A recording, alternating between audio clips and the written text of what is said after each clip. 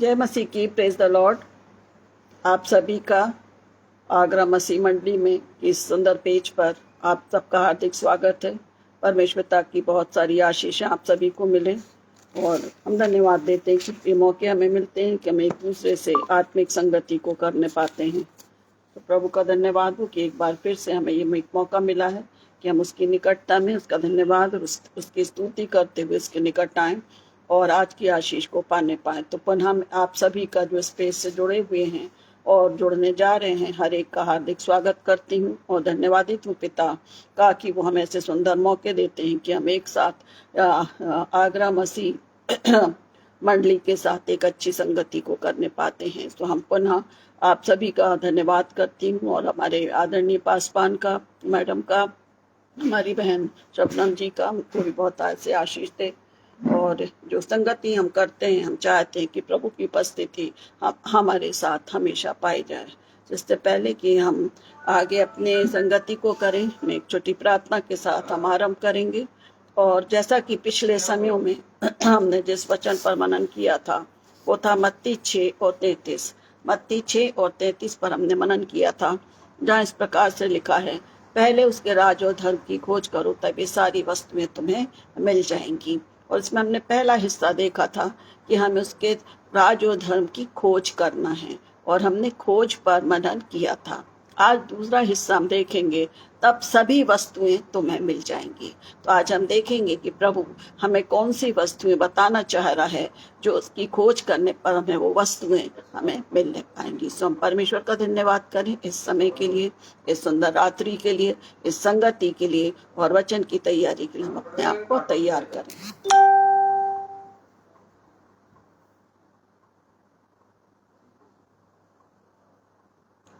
हमारे दयालु प्रेम पिता परमेश्वर, इस सुंदर रात्रि के समय आपके पवित्र चरणों के पास आते हैं। धन्यवाद धन्यवाद धन्यवाद, स्तुति महिमा आपको देते खुदावन, क्योंकि आप हमारे धन्यवाद और स्तुति करती योग हमारे जीवित सामर्थ्य पिता पुत्र पवित्र आत्मा है। धन्यवादित हैं प्रभु कि आपको हमारी सुधि है पिता। आप हमसे प्यार करते, आप हमारी चिंता करते हैं और इस कारण प्रभु आज आपने हम सबको एक नया दिन दिया। प्रातः से लेकर प्रभु आपने हम सभी को संभाला और ये मौका दिया कि हम प्रभु इस संध्या, इस रात्रि के समय हम आपके पवित्र चरणों पर थोड़ा समय बिता सकें। आपकी उपस्थिति हम अपने बीच में चाहते खुदा, और नेटवर्क सिस्टम को भी आप नियंत्रित रखें। और जब हम इस विषय पर मनन करना चाहते हैं प्यारे पिता कि वे कौन सी वस्तुएं हैं, पहले उसके राज और धर्म की खोज करो तब हमें वो सारी वस्तुएं मिल जाएंगी प्रभु। और इस बात को हम सीखना चाहते हैं वचन के द्वारा कि वे सारी वस्तुएं जो सांसारिक भी हो सकती हैं और आत्मिक भी हो सकती हैं, हम आपकी आत्मा की अगुवाई में समझ सकें। हम सभी के मनों को खोलें पिता, हर एक पाप भूल अपराध उन सब के लिए हम क्षमा चाहते, शुद्ध मन चाहते पिता, ताकि आपका वचन हमारे गूदे गूदे और गांठ गांठ को भेदे और हम उस वस्तु को पाएं जो कभी समाप्त होने की नहीं है पिता। हम धन्यवाद देते हैं हमारे पास आदरणीय अनुपम डेविड जी के लिए, बहन शबनम के लिए, उनके सेवाओं के लिए, उनके परिवार के लिए हम आपसे उत्तम आशीषों की कामना करते पिता। और यही चाहते हैं कि जब हमें एक छोटा जरिया मिला है, हम सब आपस में प्रेम के साथ आपकी संगति करें, आपके वचनों को, उस खुराक को पाएं जिससे हम आत्मा में तंदुरुस्त पाए जाएं और आपको महिमा दें। बड़े धन्यवाद के साथ इस पेज से जुड़े मेरे प्रत्येक बुजुर्गों को, प्रत्येक भाई और बहनों को, माता पिता को, जवान बच्चे और छोटे बच्चे जितने भी हमारे संग हैं प्रभु, आपका प्रेम, आपका अनुग्रह पर हो और इस वचन के द्वारा हम उस वस्तु को पाएं जो आप हमें देना चाहते हैं। धन्यवाद है प्रभु कि आपने अपने आप को हमारे लिए दिया खुदावन, कि हम उद्धार पाएं, हम उस समय भी आपके पास पाए जाएं प्रभु। इन वचनों के द्वारा आप हमारी अगुवाई करें, मुझे सहायता दें, क्योंकि मैं कुछ नहीं हूँ प्रभु। जो आप मुझे सिखाते हैं, आप बोलने में मेरी अगुवाई करें कि हम सब एक मन होकर उस राज्य के लिए तैयार हों जो आपने हमारे लिए रखा है। सारा आदर मान आपको मिले प्रभु। विनती को सुने और दया से ग्रहण करें, आमीन।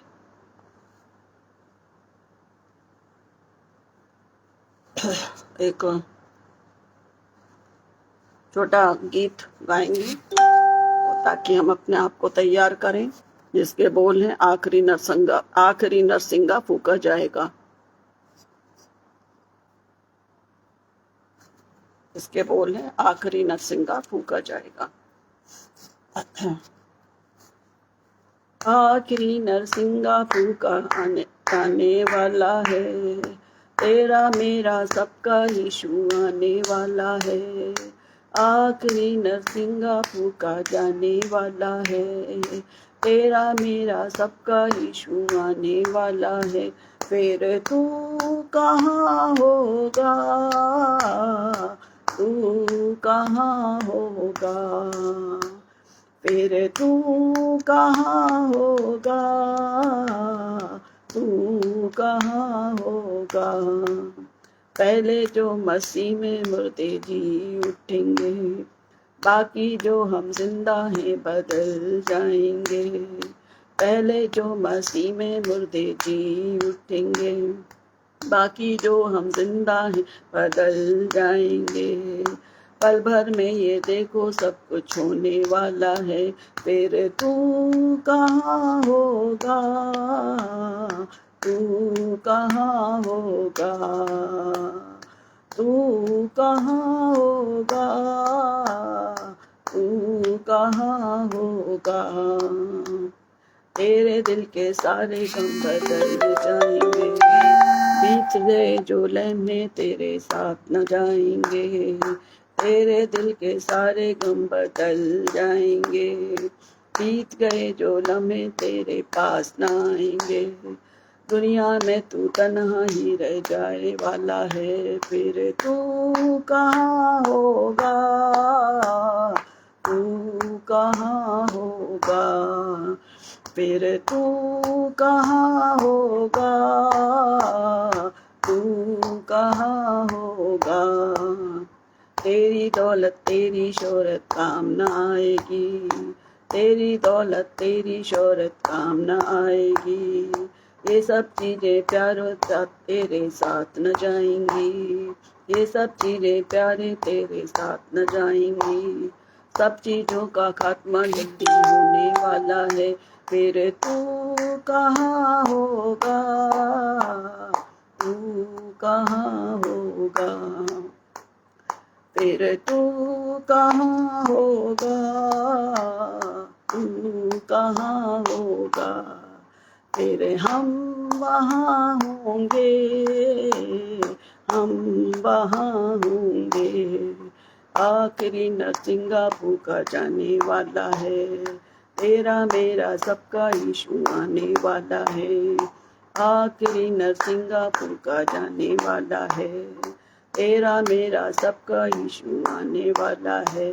फिर तू कहाँ होगा, तू कहाँ होगा, फिर हम वहाँ होंगे, हम वहाँ होंगे। काश परमेश्वर ऐसा करे कि हम भी वहाँ पर हों और परमेश्वर का जय जयकार स्तुति करने पाएं। धन्यवाद हो प्रभु का कि वो अपने लोगों को ऐसा मन देता है, वे सुंदर गीतों को लिखते हैं जिसकी उसकी आराधना स्तुति महिमा करने के साथ हम उसको महसूस भी करते हैं। और प्रियो समय यही है कि आखिरी नरसिंगा फूका जाने वाला है, तेरा मेरा सबका यीशु आने वाला है। हम इस बात को देखें कि आज हम कहाँ हैं। तो धन्यवाद देते हैं प्रभु का और इस संगति का, और अपने वचन पर मनन करेंगे जिस पर हम देख रहे हैं मत्ती 6 और 33 उसका दूसरा हिस्सा। तब सभी वस्तुएं तुम्हें मिल जाएंगी। पहले हमने खोज किया था कि हमको खोजते हैं तो क्या मिलता है, और वचन हम इस बात को सिखाता है कि हम जब परमेश्वर से मांगते हैं वो क्या करता है, हमको देता है, अपनी प्रतिज्ञा को पूरा करता है। जैसा हमने पिछली बार देखा था लूका 11 और 9 से 10 में, मैं तुमसे कहता हूँ कि मांगो तो तुम्हें मिलेगा, ढूंढो तो तुम पाओगे, और खटखटाओगे तो तुम्हारे लिए खोला जाएगा। क्योंकि जो मांगता है उसे मिलता है, और जो ढूंढता है वो पाता है, और जो खटखटाता उसके लिए खोला जाएगा। अब हम आगे के हिस्से में जाएंगे जिस पर हम मनन करेंगे कि जो वस्तुएं, प्रभु यीशु मसीह ने इस बात को कहा है यदि खोज करो तो तुम्हें वे सभी वस्तुएं मिल जाएंगी। और आज का हमारा मनन है वस्तुएं या थिंग्स।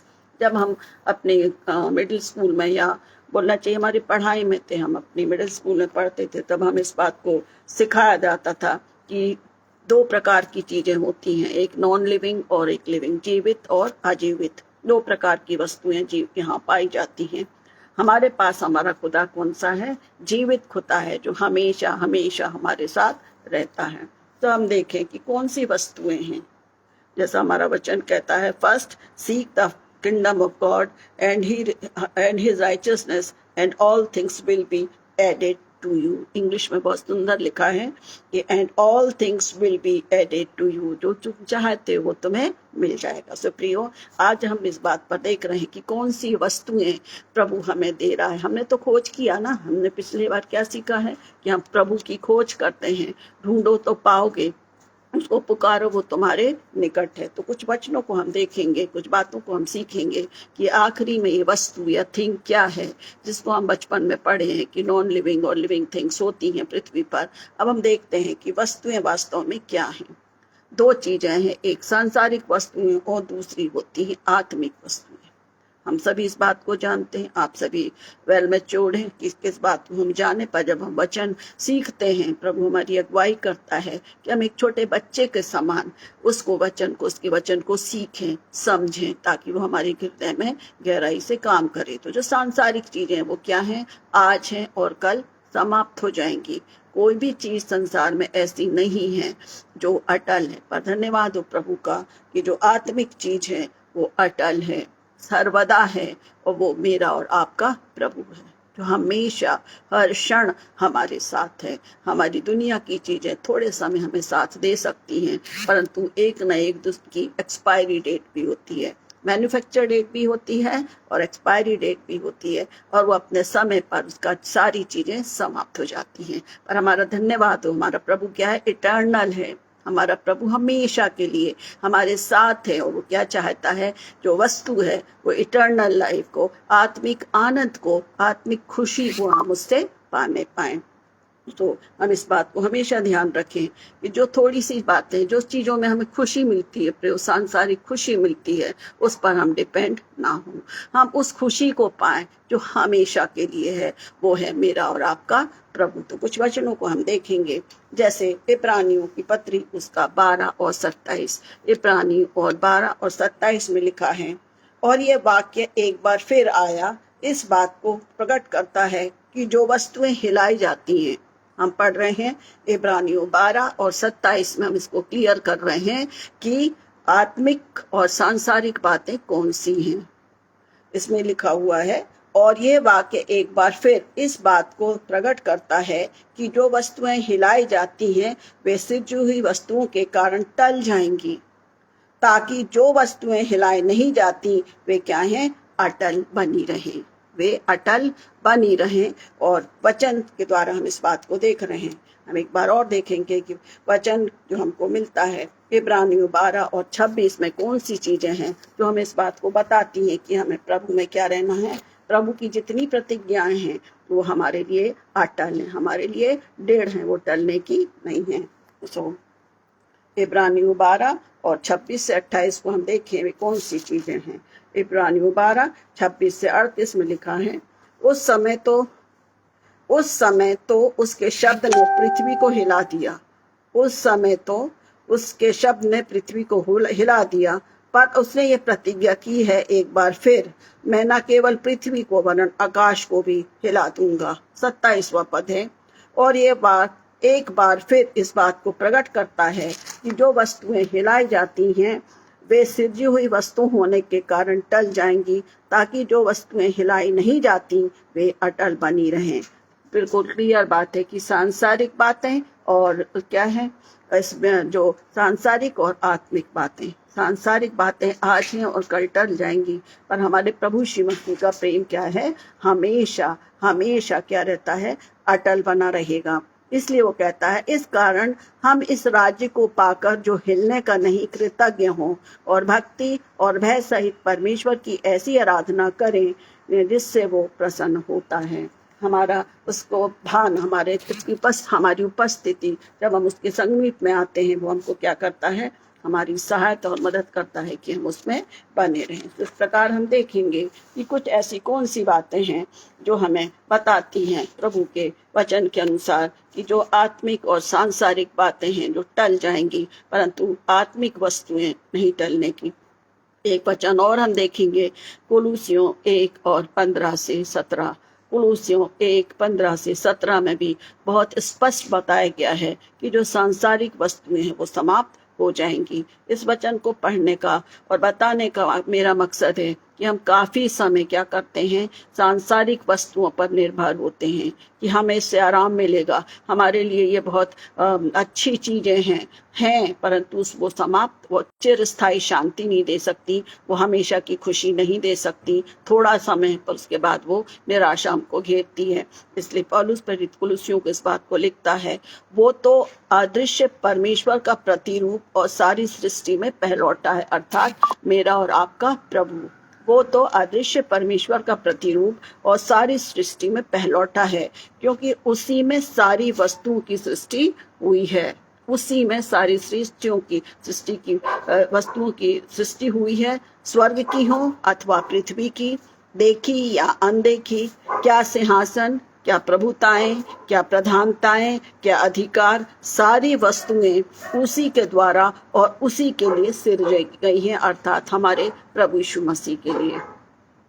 हम प्रभु की प्रार्थना बोलते ना कि राज्य, पराक्रम और महिमा सदा तेरे हैं। ये सारी चीजें कुलूसियों की पत्री 1:15-17, सब कुछ जो कुछ है वो सब प्रभु के लिए, प्रभु के द्वारा बना, प्रभु के जैसा लिखा है, ये सब चीजें जो बनाई, सारी वस्तुएं उसी के द्वारा और उसी के लिए सृजी गई हैं, ताकि वो हमारा उद्धार करता है, वो उस जगत में रहते हुए उसने उन सारी बातों को सुना, सीखा और उन चीजों अपने आप को दिया कि हम उस आत्मिक वस्तुओं को पालें जो इस संसार में नहीं मिलेगी। तो उसने उस प्रकार हमारे समान, मेरे और आपके समान उसने अपने जीवन को जिया। चाहे लिखा है वचन में कि सारी वस्तुओं की सृष्टि हुई, स्वर्ग की हो अथवा पृथ्वी की, देखी या अनदेखी, सिंहासन या प्रभुताएं, सब कुछ हम वचन में पढ़ते हैं। परंतु वो एक पुरुष मरियम और यूसुफ के एक बेटे के रूप में उसने अपने जीवन को जिया। जब उसका समय हुआ तब उसने अपने पिता की महिमा को पूरा किया। और आगे लिखा है, वही सब वस्तु में प्रथम और सब वस्तुएं उसी में स्थिर हैं, अर्थात मेरे और आपके प्रभु क्या है, वो ही प्रथम है, अल्फा और ओमेगा में है। प्रकाशित वाक्य में हम देखते हैं अल्फा और ओमेगा कौन है, हमारा प्रभु है। और सब वस्तुएं उसी में क्या होती हैं, स्थिर रहती हैं। सांसारिक बातें टल जाएंगी, परंतु जो आत्मिक है वो उसमें स्थिर रहता है।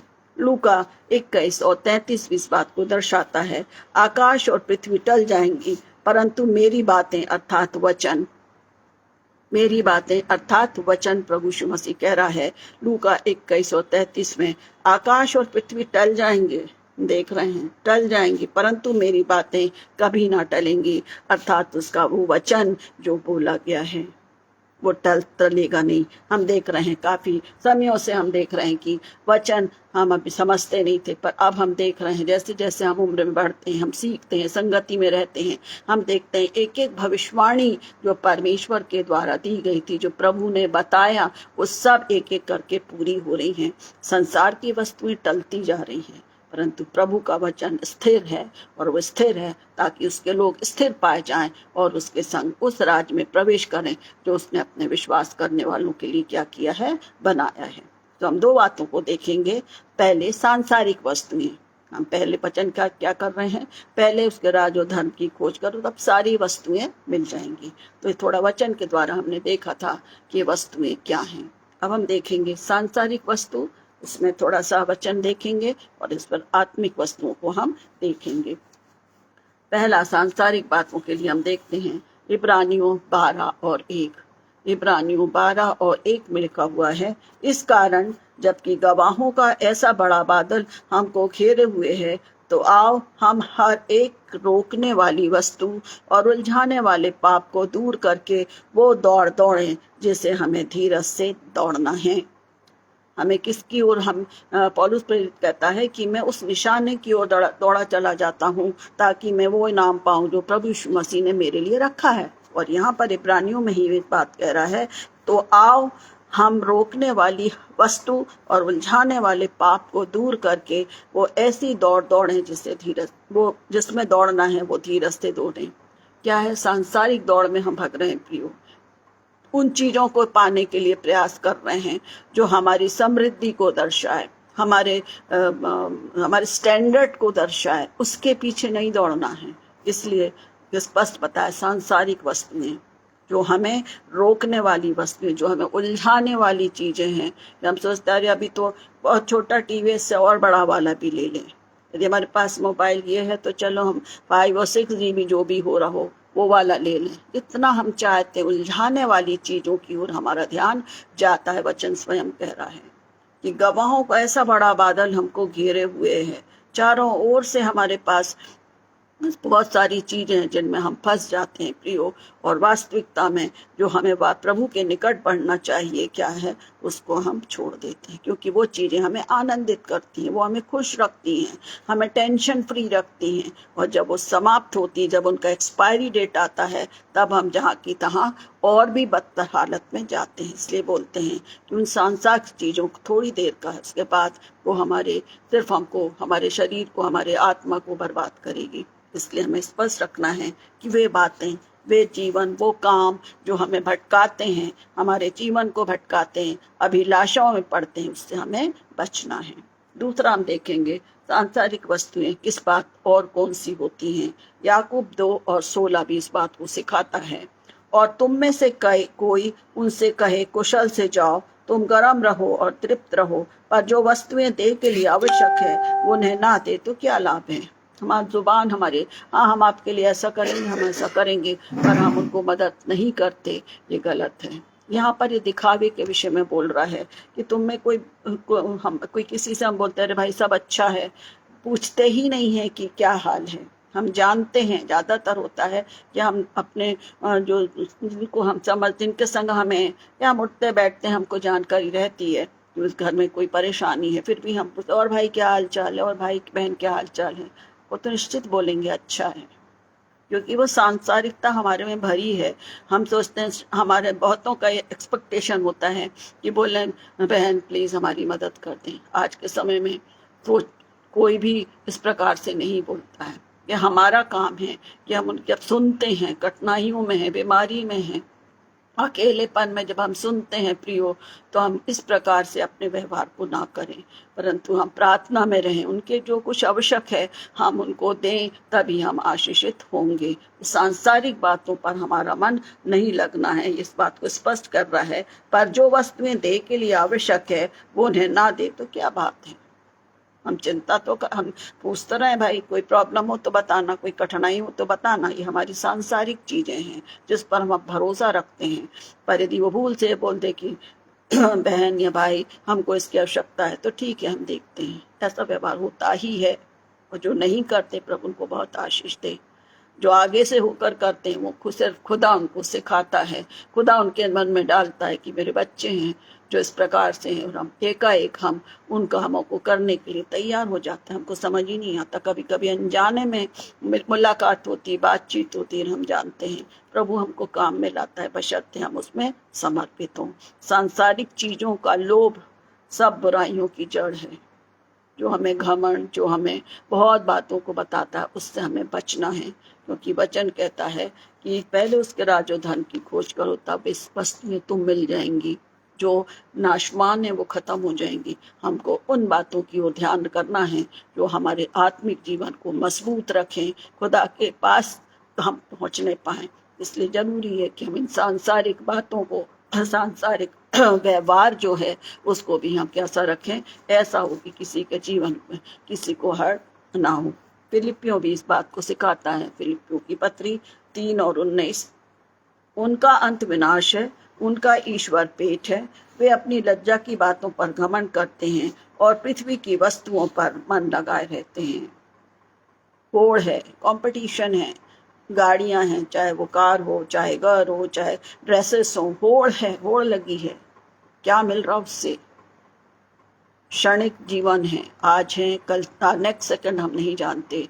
और पौलुस प्रेरित फिलिपियों को इस बात को सिखाता है कि जो लोग उस समय थे, जहाँ फिलिपियों में जो लोग रहते थे, उस समय पौलुस ने इस वचन को कहा कि उनका अंत विनाश है, वो उन अभिलाषाओं में फंस गए थे, बताया जा रहा था परंतु वो उन अभिलाषाओं में फंसे हुए थे। इसलिए उसने कहा कि अब उनका अंत विनाश है, उनका ईश्वर पेट है, उनका पेट है, खाना खाना या आने दो। ये वे अपनी लज्जा की बातों पर घमंड करते हैं और पृथ्वी की वस्तुओं पर मन लगाए रहते हैं। जितना मिलने, जितना बोलना चाहिए, जितना समझ में आ जाए, जितना बन पड़े, जमा करते जाओ, लेते जाओ, लेते जाओ, पर दूसरों को देने का मन नहीं होता। सांसारिकता में लोभ है, आकर्षण है जो क्षणिक रहता है। उसके बाद जिस स्थिति से जब वो छूटता है, हम देखते हैं कितने लोग पहले बहुत ज्यादा थे, वो उस स्थिति में आ जाते हैं कि उनको कोई संभालने वाला भी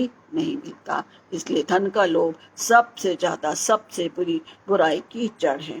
एक वचन और देखेंगे जो इस बात को हमें दर्शाता है। 1 कुरिन्थियों 10 और 23 इस बात को सिखाता है। सब वस्तुएं मेरे लिए उचित तो हैं। पौलुस प्रेरित बहुत सुंदर बात सिखा रहा है कि जब हमने सांसारिक वस्तुओं के विषय में सीखा ना, इन 4-5 वर्सेस में हमने देखा है कि सांसारिक चीजें आएंगी और खत्म हो जाएंगी। तो वो क्या कहता है, सब वस्तुएं मेरे लिए उचित तो हैं परंतु लाभ की नहीं। सब वस्तुएं मेरे लिए उचित तो हैं, भोजन हमारे लिए जरूरी है, कपड़ा हमारे लिए जरूरी है, संगति हमारे लिए जरूरी है, परंतु सब वस्तुओं में उन्नति नहीं है। हर एक चीजें हमको बढ़ा नहीं सकती, सिर्फ हमको हमारे प्रभु का प्रेम हमें बढ़ाता है। ये मतलब नहीं कि हम सांसारिक वस्तुओं पर हमको जो कुछ हमारे लिए आवश्यक है उसको हमें लेना है। लालच, आकर्षण, कंपटीशन करके ये इससे हमें बचना है। तो प्रियो, जब भी हम इन बातों पर मनन करते हैं, जब भी हम सोचते हैं, इस बात को देखें कि ये चीजें आज हैं, कल और कल समाप्त हो जाएंगी। छोटा सा उदाहरण है, मोबाइल है। पहले लोग टीवी में लगे रहते थे, टेलीविजन के बाद और कुछ भी आ गया। अब लैपटॉप भी है, काम भी कर लो, उसमें सारी चीजें भी देख लो। पर क्या कभी हम इस बात को सोचते हैं कि हमारे मन मस्तिष्क पर कितना प्रभाव है? जरूरत से ज्यादा रेडिएशन आता है। अपना काम कर रहे वहां तक सब ठीक है परंतु कभी कभी हम इनको ब्रेक कर सकते हैं, हमको करना चाहिए, क्योंकि हमें उत्साहित करती है। एक सबसे अच्छा उदाहरण है, ये देख, एक सीरियल देखने बैठ जाए तो वो टाइम हमारा पक्का हो जाता है। हम उसमें, हमारा काम है हमें उस समय में प्रभु की संगति में बैठना, या जो भी हमारे काम, अच्छे कामों को जो हम चाहते हैं, नहीं, हमारे लिए वो प्रायोरिटी बन जाती है। और हम उस संगति से जो हमें प्रभु के साथ रखना है, उससे हम क्या होते हैं, हट जाते हैं। हम बच्चों को सिखाते हैं कि अपने समय को बहुमूल्य समझो, और हमारे पास जो समय मिला है उसका यूटिलाइजेशन हम कैसे करते हैं। हर एक चीज को, ये मैं नहीं बोल रही कि ना देखें, परंतु हर चीज का समय हमें रखना है, ऐसा रखना है कि वो हमारे आत्मिक जीवन को नुकसान ना करे। दोनों जगह चलेंगे तो गड्ढे में गिरेंगे। हमको कोई एक ही जगह चलना है, हमको उस जगह पे चलना है जहां पर हमेशा का आनंद है। कठिनाइयां आएंगी, पर उस कठिनाइयों में प्रभु हमको क्या देता है, बल और सामर्थ देता है। तो प्रियो, ये सांसारिक बातें हैं जो हमने वचन के द्वारा सीखी, जो हम पर हावी होती है, हमको उन पर हावी नहीं होने देना है। जो कुछ हमारे लिए आवश्यक है प्रियो, प्रभु हमको देता है, भरपूरी से देता है, हम आनंदित हैं। परंतु आज के युग में जो कंपटीशन है उसमें हमको आना नहीं है। हमको ये देखना है कि हम अपने प्रियों को, हम जिनसे जुड़े हैं, हम कैसे हम एक संगति प्रभु के साथ करें और आत्मिक उन्नति का कारण हो। तो दूसरा भाग है आत्मिक वस्तुएं। पहले उसके राज और धर्म की खोज करो। जब हमने खोज किया तो हमने पाया है कि 2 प्रकार की चीजें, वस्तुएं हैं, एक सांसारिक और एक आत्मिक। सांसारिक चीजों पर हमको अपना नियंत्रण रखना जरूरी है। वो कब नियंत्रण होगा, जब हम प्रभु की समीप में आएंगे। तो अब हम देखेंगे कि आत्मिक वस्तुएं क्या है। आप सभी जानते हैं कि हम जिस देश की कल्पना करते हैं, जिस देश के लिए हम अपने आप को तैयार कर रहे हैं, वो है स्वर्गीय देश, अर्थात स्वर्ग ऐसी सुंदर जगह जहाँ मेरा यीशु रहता, वहाँ हम उस स्थान के लिए आत्मिक वस्तुएं, आत्मिक चीज है, जो है आत्मिक स्थान है, प्रभु की उपस्थिति है, वो ही है। हम जब प्रकाशित वाक्य में पढ़ते हैं स्वर्ग का विभव, कितना आनंद लगता है। उस आनंद के लिए हमें थोड़ा दुख उठाना, बहुत दुख उठाना पड़ेगा। पर उस दुख में भी हमारे साथ कौन है? हमारा प्रभु है। और दूसरी आत्मिक वस्तुएं हैं आत्मा के फल, आत्मा के 9 फल जो पौलुस प्रेरित सिखाता है कि हमारे जीवन में वो फल होना चाहिए।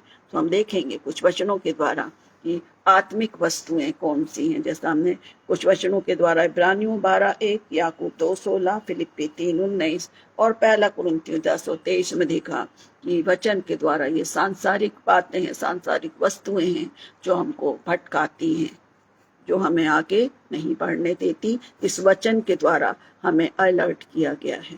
अब हम देखें कि आत्मिक बातें कौन सी, आत्मिक वस्तुएं कौन सी हैं। यूहन्ना 1 और 3, यूहन्ना 1 और 3, सब कुछ उसी के द्वारा उत्पन्न हुआ और जो कुछ उत्पन्न हुआ उसमें से कोई भी वस्तु उसके बिना उत्पन्न नहीं हुई। यूहन्ना 1 और 3 में हम देखते हैं कि सब कुछ उसी के द्वारा उत्पन्न हुआ, सब कुछ उसी के द्वारा उत्पन्न हुआ और जो कुछ उत्पन्न हुआ उसमें से कोई भी वस्तु उसके बिना उत्पन्न नहीं हुई। अर्थात जो कुछ प्रभु ने बनाया, परमेश्वर ने बनाया है, परमेश्वर ने इसकी सृष्टि की रचना की है प्रियो। और जब उसने सृष्टि की रचना की है तो उसने कहा, हर बात हम देखते हैं, उसने क्या बोला? सबसे उत्तम है, ये सबसे उत्तम है। और इसीलिए वचन कहता है सब कुछ उसी के द्वारा उत्पन्न हुआ और जो कुछ उत्पन्न हुआ है उसमें से कोई भी वस्तु उसके बिना उत्पन्न नहीं हुई। चौथा पद लिखा है, उसमें जीवन था और वो जीवन मनुष्यों की ज्योति है। ज्योति था, ज्योति अंधकार में चमकती है और अंधकार ने उसे ग्रहण नहीं किया। ये क्लियर हो गया कि हमारे आदि में ही परमेश्वर ने हमारे लिए क्या बनाया? सब कुछ। परमेश्वर उत्पत्ति में हम देखते हैं इस प्रकार से परमेश्वर ने पृथ्वी की रचना की, फूल पौधे पशु पक्षी फल सब कुछ बनाया हमारे लिए। एक छोटे से लालच ने उस सुंदर जो बगीचा था, आदन की बारी थी, एक झूठ बोलने, एक लालच के द्वारा सब कुछ क्या हुआ? बिगड़ गया। तो हमें आत्मिक वस्तुओं की खोज में रहना है। इसलिए वचन हमें सिखाता है, स्मरण रखें कि कोई भी वस्तु उसके बिना उत्पन्न नहीं हुई। तो उन वस्तुओं की ओर मन लगाएं जो हमें प्रभु के निकट लाती हैं। और इसके लिए हम पढ़ेंगे पहला यूहन्ना की पत्री, यूहन्ना सुसमाचार, उसका पहला अध्याय और उसका 43 से 46 तक मैं पढ़ूंगी। Gospel John chapter 1 verses 43 to 46 यहाँ इस प्रकार से लिखा है। नतनेल के विषय में लिखा है जिसको प्रभु यीशु मसीह ने चुना था। इसको पढ़ेंगे हम। दूसरे दिन यीशु ने गलील को जाना चाहा। वो फिलिप्पुस से मिला और कहा, मेरे पीछे हो ले। फिलिप्पुस अंद्रियास और पतरस के नगर बैतसैदा का निवासी था। फिलिप्पुस नतनेल से मिला और उससे कहा, जिसका वर्णन मूसा ने व्यवस्था में और भविष्यवक्ताओं ने किया वो हमको मिल गया है। वो यूसुफ का पुत्र यीशु नासरी है। अब उत्तर सुनिए, आगे देखिए। नतनेल ने उससे कहा, क्या कोई अच्छी वस्तु नासरत से निकल सकती है? उसको नहीं मालूम था प्रभु के विषय में। क्या कोई अच्छी वस्तु, उधर लिखा हुआ है यूहन्ना 1 और मैं 46 में पढ़ रही हूँ। नतनेल ने उससे कहा, क्यों कोई अच्छी वस्तु भी नासरत से निकल सकती है? Question mark. फिलिप्पुस ने उससे कहा, चल कर देख, प्रूफ, चल देख ले कि कौन सी वस्तु नासरत से निकली है। फिलिप्पुस ने उससे कहा, चलकर देख ले। यीशु ने उस बात को देखा और हम देखते हैं कि उस बात को बताता है। यीशु मसीह ने उससे कहा कि इसमें कपट नहीं, ये देखो ये मनुष्य सचमुच इस्राएली है। इस विषय पर हमारा ध्यान नहीं है हमारे विषय में ये, पर हम इस बात को स्मरण रखें कि उसने उस बात से कहा कि क्या कोई अच्छी वस्तु भी नासरत से निकल सकती है। फिलिप्पुस ने उससे कहा, चल कर देख ले, और प्रभु को उसने देखा। अनंत जीवन जिसके पास था, उद्धार जिसके पास था। और हम देखते हैं फिर वो प्रभु की संगति में उसने बढ़ा, प्रभु का चेला वो बना, उसके काम को उसने किया। इसी प्रकार हम देखते हैं मत्ती 2 और 23 की इस बात को हमें सिखाता है। और नासरत नामक नगर में जा बसा ताकि वो वचन पूरा हो जो भविष्यवक्ताओं के द्वारा कहा गया था कि यीशु क्या कहलाएगा? नासरी कहलाएगा। यीशु नासरी, जिस स्थान पर वो रहता था उसके संग जोड़ा गया। मत्ती 2 और 23 में कि चल कर देख ले, जैसा बता रहे हैं, क्योंकि वो नासरत में रहता था। इसलिए इसने भी बोला कि क्या कोई वस्तु है जो नासरत से निकली है। इधर वचन कहता है कि और नासरत नगर में जा बसा, ताकि वो वचन पूरा हो जो भविष्यवक्ताओं ने कहा था कि वो नासरी कहलाएगा। प्रूफ भी दे दिया नतनेल को, ये नासरत से निकलने वाला मेरा और तुम्हारा कौन है? उद्धारकर्ता प्रभु यीशु मसीह है। आत्मिक चीजें हैं, आत्मा प्रभु की योजना के अनुसार वो वस्तु को, थिंग को, उसको नहीं लेंगे, पर प्रभु ने मेरे और आपके लिए वो जीवन को दिया। इसके साथ ही हम देखते हैं इब्रानियों 1 और 2, इब्रानियों 1 और 2 भी इस बात को सिखाता है। इस समय के लिए है ये वचन।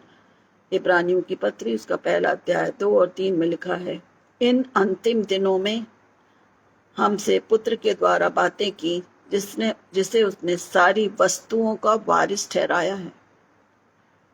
इन अंतिम दिनों में हमसे पुत्र के द्वारा बातें की, जिसने उसे सारी वस्तुओं का वारिस ठहराया है। प्रभु परमेश्वर ने अपने इकलौते पुत्र को हमारे लिए दिया। हम सब इस बात को जानते हैं। उसको क्या ठहराया? सारी वस्तुओं का वारिस ठहराया, चाहे वो स्वर्ग की हो चाहे पृथ्वी का। वारिस मतलब हम जानते हैं, आज धन दौलत के लिए, जमीन प्रॉपर्टी के लिए वारिस बनने का वारिस ढूंढा जाता है। वो वारिस उसी को बनाया जाता है जिस पर व्यक्ति विश्वास कर सके। आज के समय में हम देखते हैं विश्वास करना बड़ा कठिन है। मनुष्य पर हम अपनों पर विश्वास नहीं कर पाते। क्यों? क्योंकि हम उन अभिलाषाओं से, ये बोलना चाहिए, उन सब से क्या है, घिरे हुए हैं। यदि हम हट जाएंगे, हम प्रभु से प्रार्थना करेंगे, प्रभु हमारे लिए प्रबंध करेगा, हमारे लिए अच्छा सहायक देगा। पर हम सांसारिक बातों को, सांसारिक वस्तुओं को प्रायोरिटी देते हैं और प्रभु की इच्छा को कहीं ना कहीं हम इग्नोर करते हैं। इसीलिए वचन कहता है कि उसको सारी वस्तुओं का वारिस ठहराया और उसी के द्वारा उसने सारी सृष्टि की रचना की। वो उसकी महिमा का प्रकाश और उसके तत्व की छाप है, और सब वस्तुओं को अपनी सामर्थ से वचन के द्वारा संभालता है। वस्तुएं यानी पहली, दूसरी, तीसरी कक्षा का नहीं कि वस्तु जो नॉन लिविंग, लिविंग और नॉन लिविंग दोनों चीजें, पर हम इस वचन के द्वारा केवल लिविंग चीजों को ही देख रहे हैं, वस्तुओं को। वे सांसारिक बातें जो हमारे आत्मिक जीवन को बिगाड़ती, उन पर हमने ध्यान दिया, और अभी हम आत्मिक वस्तुओं पर ध्यान दे रहे हैं जो हमारे आत्मिक जीवन को मजबूत बनाती हैं। उसके तत्व की छाप और सब वस्तुओं को अपनी सामर्थ के वचन से संभालता है ना। जब वो झील पर चल रहा था, तूफान आ रहा था, उसने तूफान को डांटा और आंधी शांत हो गई। क्या है? सब वस्तुओं को अपनी सामर्थ के वचन से संभालता है। वो पापों को धोकर ऊंचे स्थानों पर महामहिम के दाहिने जा बैठा। महामहिम के साथ वो बैठ गया, अपने पिता के पास बैठा। अब आएगा वो हमको लेने। सारी चीजों पर, परमेश्वर की हर चीजों पर कमांड था। चाहे वो बीमारी थी, चाहे वो परेशानियां थी, चाहे वो जब वो नाव में जाते थे, हर चीज पर, हर वस्तु पर प्रभु का क्या था? कमांड था। प्रभु हमको चाहते हैं। हम देखते हैं कितने प्रभु के लोग हैं प्रियो, जो प्रार्थना में इतने मजबूत हैं, आत्मा में इतने मजबूत हैं कि वो भी उन बड़े कार्यों को प्रभु उनसे लेता है जिसको हम समझ नहीं पाते हैं।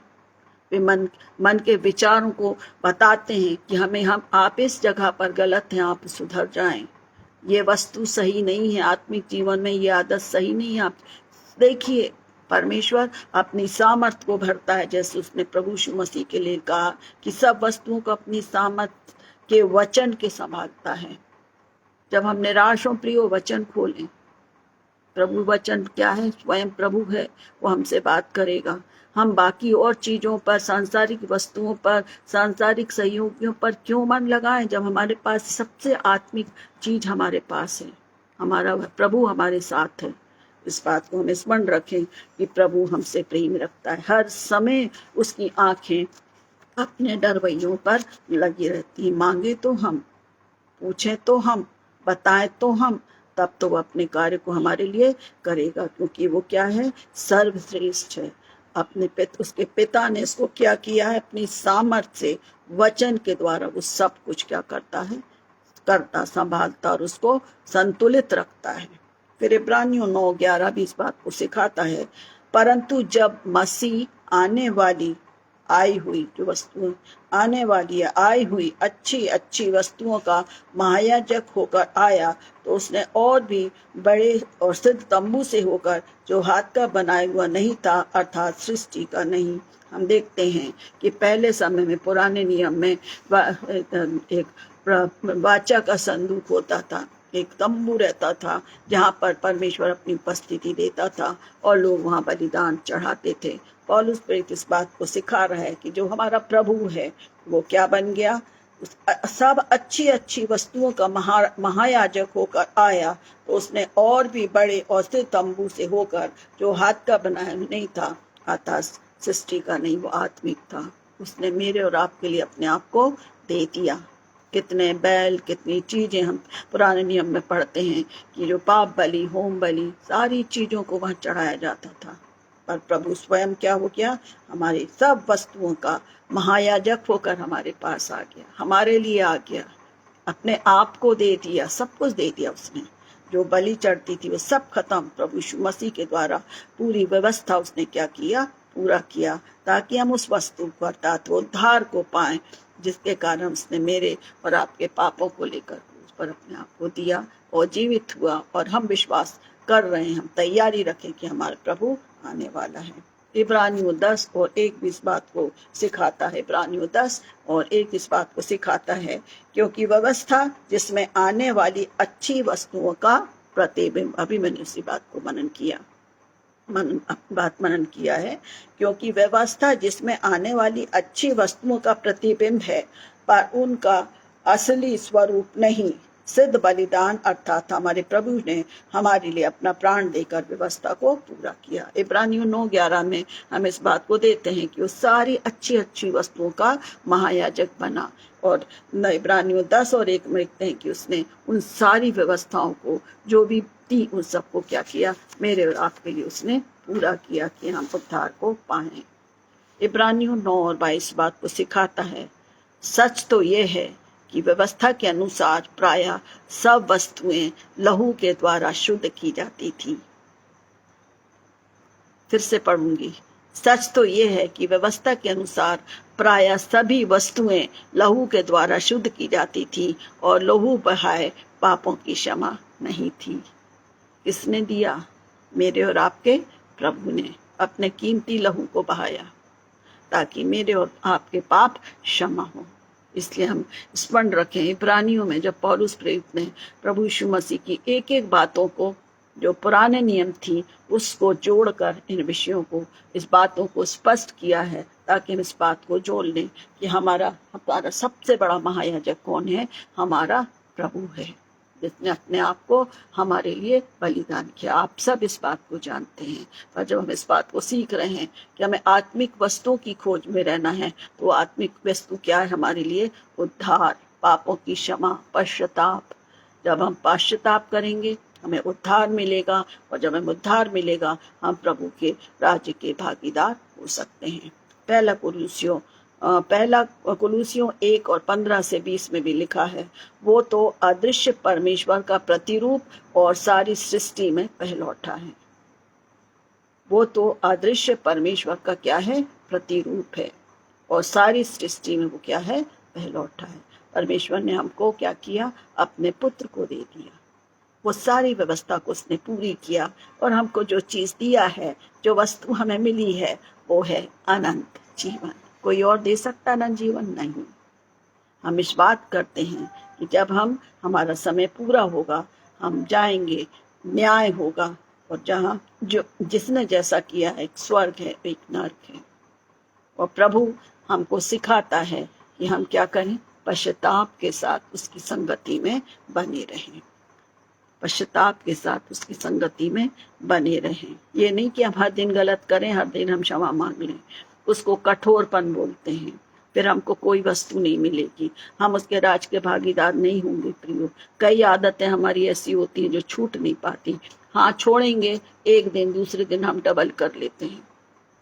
कोई भी छोटी सी छोटी बात हो, बड़ी सी बड़ी बात हो, हम अपने जीवन से उन दुर्बलताओं को हटाएं। तो इस बात को रखें कि हमें वो जीवन में दे रहा है प्रभु जो कभी समाप्त होने का नहीं है। अब हम देखते हैं कि जो विशेष बात है, वो वस्तु, वो कौन है? हमारा प्रभु है। लिखा ना, पहले उसके बाद धन की खोज करो, सारी वस्तुएं मिल जाएंगी। हमने सांसारिक वस्तु देखा, आत्मिक वस्तु देखा, परंतु वचन के अनुसार हम देखते हैं वो वस्तु है हमारा प्रभु, जो हमको मिलता है इब्रानियों 11 और 1-3 में। अब विश्वास आशा की हुई वस्तुओं का निश्चय और अनदेखी वस्तुओं का प्रमाण है। मैं चाहूंगी कि आप इस वचन को पढ़ें, इस वचन को लिखें कि हमारा सबसे बड़ी जो हमारे को जो वस्तु है, वस्तु मतलब कोई लिविंग नॉन लिविंग थिंग की बात हम नहीं कर रहे हैं, सांसारिक वस्तुओं की बात नहीं कर रहे हैं, पर वो वस्तु कौन है? मेरा और आपका प्रभु है। और इसको इब्रानियों इस बात को स्पष्ट करता है। इब्रानियों 1:1 में लिखा हुआ है, अब विश्वास, 3 चीजें हैं। अब विश्वास आशा की हुई वस्तुओं का निश्चय और अनदेखी वस्तुओं का क्या है? प्रमाण है। लिखा हुआ है वचन में, देख लीजिए, है ना। 3 बातें हैं, विश्वास है, आशा है और वस्तुओं का निश्चय है, और अनदेखी वस्तुओं का प्रमाण है। हमें प्रमाण है हमारे पास, हम वचन पढ़ते हैं कि है प्रभु आएगा, स्वर्गीय देश है, प्रकाशित वाक्य में, पुराने नियम में सारा वर्णन है। इसलिए हम कहते हैं हमारी जो प्रिय चीज है वो कौन है? हमारा प्रभु है। हमने उसको लिया है अपने जीवन में, हमारे पास है प्रभु। हाँ है, थोड़ी देर के लिए, कठिनाइयों में, निराशाओं में, खुशी के समय थोड़ा है, पर जब हम भटकते हैं, निराश होते हैं, हम अपने प्रभु से हट जाते हैं।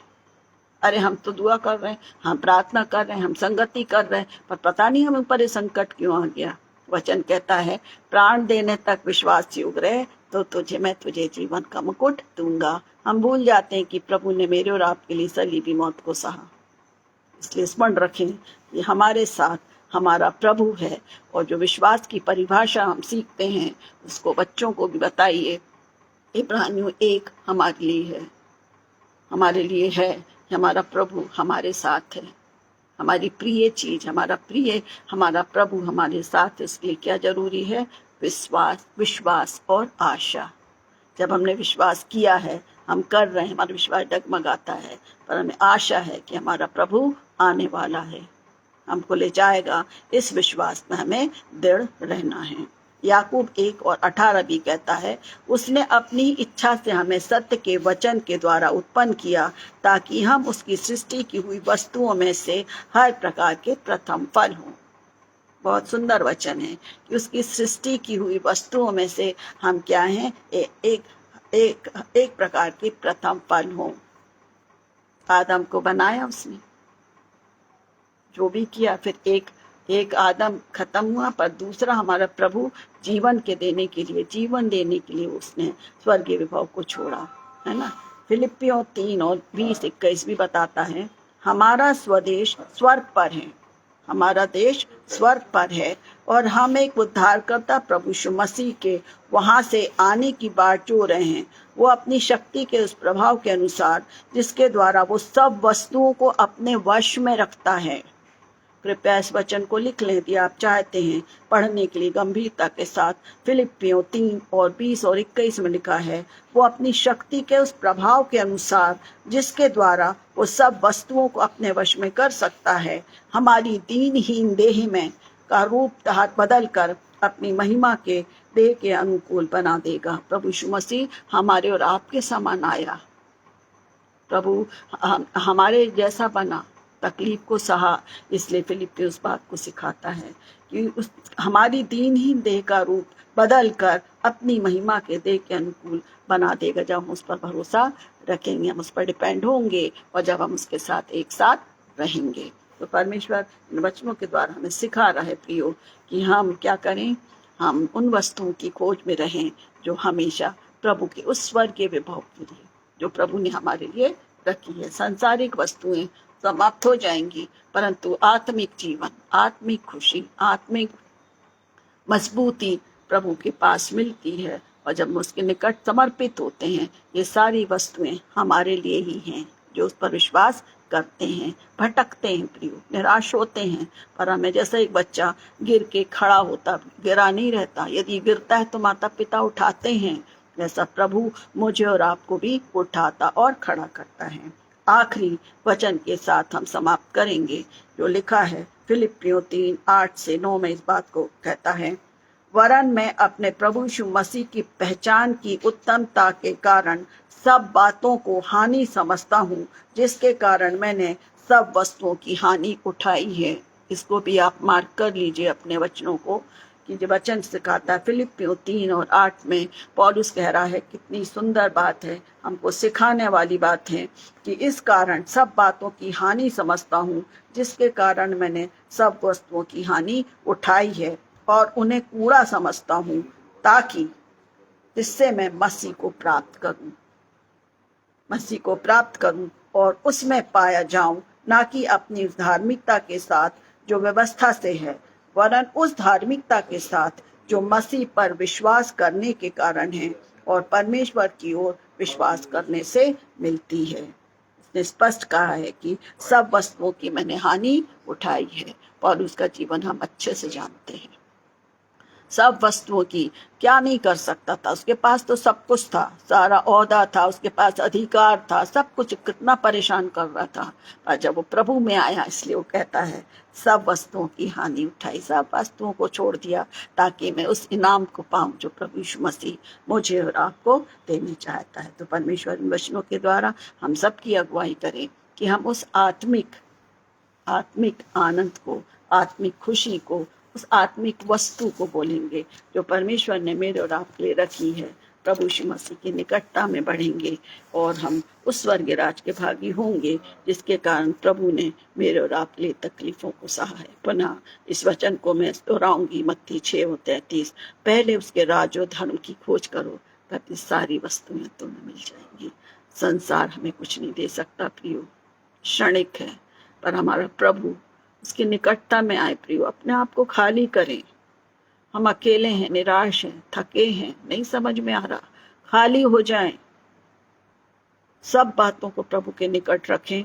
आप देखें एक अद्भुत शांति, एक अद्भुत प्रभु की उपस्थिति मुझे और आपको मिलेगी। प्रयास करें, मन खोलें, जो हमारी दुर्बलता है उसको हम निकालें और उस सामर्थ को अपने जीवन में भरने दें प्रियो। हम सब इस चीज के वारिस हैं, उस देश के लिए जिसके प्रभु ने हमें तैयार किया है। तो आप सभी को हृदय से धन्यवाद, आपके कमेंट्स के लिए, आपकी प्रार्थनाओं के लिए। और मैं विश्वास करती हूँ कि प्रियो, हम इस बात को एक दूसरे को रखें कि हम सब एक साथ उस स्थान पर पाए जाएं जहाँ मेरा और प्रभु ने हम सब के लिए वो जगह तैयार की है। उस धर्म की खोज करें जो कभी समाप्त होने का नहीं है, वो स्थान के लिए तैयार हो जो कभी मिटने का नहीं है। परमेश्वर वचनों के द्वारा हम सबको आशीष दे, हमारी मजबूती दे कि हम प्रार्थना में जब एक हैं प्रियो, तो हम कठिनाइयों में भी प्रभु हमें उपयोग में लाता है। हम निराश होते हैं, देखें हम गिर गए प्रभु जी, प्रभु का हाथ हमारे साथ है। हम भटक गए प्रभु, हमको अपने वचन के द्वारा, वचन क्या कहता, मार्ग, सत्य, जीवन, रोशनी वो है। हर वचन, हर प्रतिज्ञा मेरे और आपके लिए, ताकि हम उस वस्तु को पाएं जो कभी समाप्त होने का नहीं है, और वो प्रिय चीज है मेरा और आपका प्रभु। आइए छोटी प्रार्थना के साथ हम समाप्त करेंगे। धन्यवाद प्रभु जी आपके प्रेम के लिए, आपके अनुग्रह के लिए, जिसके द्वारा हम आपको पा सकते हैं। प्रभु जी, आपने हमसे इतना प्रेम किया है प्रभु, जो हमारी समझ से परे है। यदि हम अपने व्यक्तिगत जीवनों में हम देखें प्रभु, तो हमें कुछ भी नहीं है खुदा, कुछ भी नहीं है। हमने सिर्फ अपनी मर्जी का ही जीवन जिया है पिता। पर आपका वचन कहता है पहले उसके राज और धर्म की खोज करो, तुम्हें सब मिल जाएगा प्रभु। हम दुनिया में खुशी और आनंद को ढूंढते हैं जो क्षणिक है पिता, पर आपने तो अपने पिता की इच्छा के लिए हमको उस खुशी को दिया प्रभु, जो आपके चंगाई को दिया, जो आपके कोड़े खाने से होती है। आपके बहाए गई लहू का एक एक कतरा हमें स्वस्थ रखता है प्रभु। आपका जी उठने के द्वारा हम एक जीवन को पाते हैं पिता। मदद करिए कि वे चीजें जो हमें भटकाती उन पर हावी, हम पर हावी ना हो पिता, पर आपका पवित्र आत्मा हमारी अगुवाई करे खुदा, कि हम आपके निकट बढ़े। आप हमारे पास हैं प्रभु। हम कमजोर हैं, हम मान लेते हैं प्रभु, हम कमजोर हैं, निर्बल हैं। हमारा मन सांसारिकता में भटकता है पिता, हमें क्षमा करें कि हम उस आत्मिक प्रेम में बढ़े जो हमें आपके निकट लाता है, क्योंकि आपके बगैर, मैं इस बात को कहती हूँ, मैं विश्वास करती हूँ प्रभु, मेरे प्रियजन भी विश्वास करते हैं, आपके बगैर वास्तव में हमारा जीवन कुछ नहीं है, खोखला है। हमें हर दिन बल और सामर्थ्य दे पिता कि हम उस वस्तु की खोज में रहें, उन बातों की खोज में रहें और हम आपके निकट बढ़ते जाएं। वचन कहता है मैं तेरे निकट हूँ, तेरे पास हूँ। प्रभु इस बात का एहसास हम सबको दीजिए। धन्यवाद हो पिता हर एक प्रियों के लिए जिन्होंने वचन को सुना है या जो सुनेंगे। प्रभु आपका पवित्र आत्मा हर एक से बातचीत करे पिता, हर एक से बातचीत करे ताकि वह समर्पित उस चीज को पाले जो आपने उनके लिए रखा है, उस आनंद को पाले, उस चंगाई को पाले, उस दृढ़ता को पाले जो आपने सब के लिए रखा। मेरे प्रियों के लिए प्रभु, मैं पास्टर साहब के लिए, बहन शबनम के लिए प्रार्थना करती हूँ। उनकी एक एक कठिनाइयों में, उनकी एक एक परेशानियों में प्रभु आप मार्ग खोलते हैं। मैं धन्यवाद देती हूँ। एक बड़े काम को जब वो अंजाम दे रहे हैं प्रभु, आप उनको बल और सामर्थ्य देना, क्योंकि आपके राज्य को प्रभु बढ़ता देखते हैं, आपके राज्य को बढ़ा रहे हैं प्रभु। आप मौका उनके द्वारा प्रभु आप अपने लोगों को तैयार कर रहे। खुदा मैं आपका धन्यवाद करती हूँ उनकी सेवाओं के लिए, उनके परिवार के लिए। जो भी बाधाएं आती हैं प्रभु उन सब को आप दूर करें। आप करते हैं पिता ताकि हमारे प्रियजन और भी मजबूत हों और आपका नाम महिमा पाए। प्रत्येक प्रियों के लिए प्रार्थना करती हूँ। यदि कोई बीमार है, निराश है, अकेलापन है, भटकाव है, प्रभु आपका वचन उनकी अगुवाई करे मेरे खुदा, कि आप में समर्पित हो मेरे पिता, और जाने की प्रभु उनके पास है वो आनंद जो संसार नहीं दे सकता, वो धीरज जो संसार नहीं दे सकता, आपका कलाम देता है पिता। और जो वचन आज हमने सीखा है पिता, इस वचन की आशीष में हर एक के लिए चाहती हूँ पिता। पहले उसके राज और धर्म की खोज करो, तब सारी वस्तुएं तुम्हें मिल जाएंगी। हमारा प्रभु हमारे साथ है। मेरे प्रियो, इस बात को स्मरण रखें कि हमारा प्रभु जीवित कलाम के साथ हमारे साथ है, हमारी प्रार्थनाओं को सुनता है पिता। धन्यवाद हो आपकी उपस्थिति के लिए पिता। हर एक पाप भूल गुनाहों को क्षमा करें। आने वाली रात्रि में हम सभी को अपने हाथों तले सुरक्षित रखें, अच्छी नींद दें, वचन के द्वारा बातचीत करें और आपकी मर्जी के मुताबिक प्रभु जी हम एक नए दिन को देखें और आपकी मर्जी के अनुसार इस्तेमाल होने पाए। आने वाले 9 बजे से जो भी हमारी प्रिय बहन के लिए मांगती प्रभु, कि आप उनको भी बल और सामर्थ दीजिए कि वे भी जो भी वचन आपके हम सबको देती हैं प्रभु, वचन हमारी आत्मिक मजबूती के लिए हो, आत्मिक दृढ़ता के लिए हो और हम आप में एक पाए जाएं। सारा आदर मन आपको मिले। हर एक बातों मेरे खुदावन केवल और केवल आपकी इच्छा पूरी हो। इस विनती को सुने और दया से ग्रहण करें। आमीन आमीन आमीन। ईश्वर सहाय। शुभ रात्रि।